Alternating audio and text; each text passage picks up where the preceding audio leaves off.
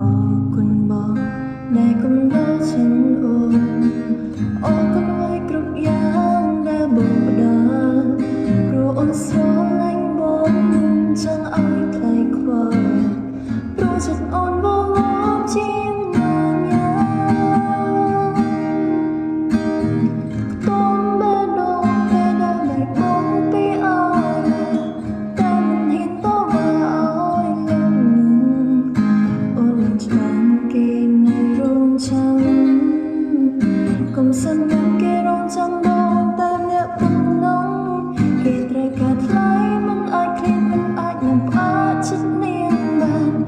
ដោយចិត្តអូនដែលស្រឡាញ់